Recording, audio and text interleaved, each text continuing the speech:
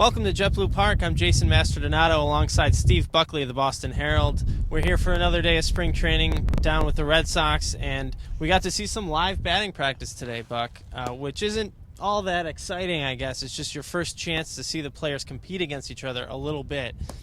To me, the guy that always stands out is Mookie Betts, Buck. I think this kid is good at everything, and when you look at his numbers from last year, we had 18 home runs, 21 stolen bases, 42 doubles. He hit 290. Those aren't numbers that jump off the page to you, but I think he's an MVP candidate going forward. Do you think that he could win that award this year? In my opinion, he's put on a little bit of muscle this year. That's going to make him a better ball player. I think he's going to be more comfortable in the big leagues. And don't discount the fact that John Farrell said they're going to plant him in right field. There have been questions about, like, when Young is in the lineup, are they going to move guys around? Where they put Young in right and move Mookie over to center? He said, no, right field's his position. I think that's an important point. Like, I don't want to say he's Dwight Evans now because that'll take some time, but right field belongs to him right now, and that's a key point. You talked to Eduardo Rodriguez today, and this is when you talk about young Red Sox players taking the next step. There are indications that Eduardo Rodriguez can be even better than he was last year. This was his first season. What does he have to do, in your mind, to become better than just a pretty good pitcher?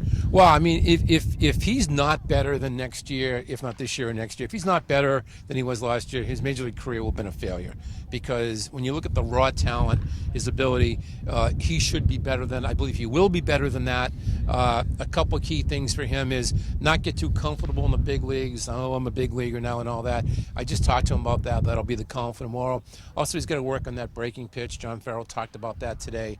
But for those who think we're being negative and we talk, Pablo's weight and Hanley playing first base, if you want something positive, and Jason, I think you're in agreement with me, is that I think you got to keep an eye on this guy this season because I think he's going to have a bust-out season. We can't end a day without talking about Pablo Sandoval, though, because he did. Because that's what you want, people.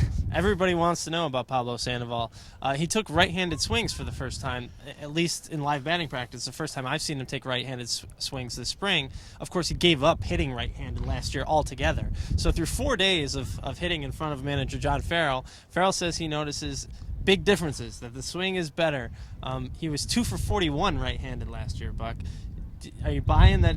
I need to see it in real baseball, even in Grapefruit League baseball. The fat offerings of teammates on the first day of a full squad workout aren't enough for me, and I'm not being negative. I mean, I've just learned over the years that what you see during these. I remember Bobby Scales, you've never heard of. Bobby Scales, lining shots all over the place against Daisuke Matsuzaka. That first, he was the first batter he faced. And like Bobby Scales never played in the big leagues, not with the Red Sox. He finally made it with the Cubs. But my point is, you can't read too much into the first day of live BP. Right, and of course we'll keep an eye on everything down here in Fort Myers. I'm Jason Mastrodonato for Steve Buckley. Thanks so much for watching. Thanks for reading.